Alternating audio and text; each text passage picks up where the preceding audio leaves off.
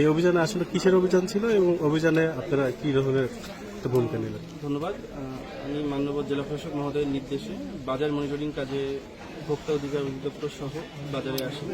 আমরা বাজার মনিটরিং করি, বাজারে বিভিন্ন চাল, বিভিন্ন জিনিসের পর্যাপ্ত সাপ্লাই আছে কিনা, ন্যায্য মূল্যে বিক্রি হচ্ছে কিনা এটা যাচাই করি।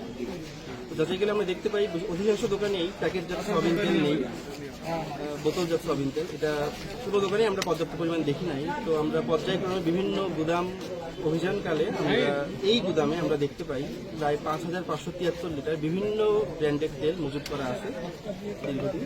এর প্রেক্ষিতে আমরা তাকে আইন অনুযায়ী অর্থদণ্ড 1 লক্ষ টাকা প্রদান করি এবং বাকি তেলগুলো চেম্বারের প্রতিনিধি, ব্যবসায়ী প্রতিনিধিরা আগামী 10 দিন 18 এপ্রিলের মধ্যে বিক্রি করার ব্যবস্থা নেবেন মর্মে আমাদের কাছে একটি মুচলেখা প্রদান করেছেন এবং তারা সেই অনুযায়ী সম্পন্ন করছেন কিনা সেটা আমরা যাচাই করে দেখি।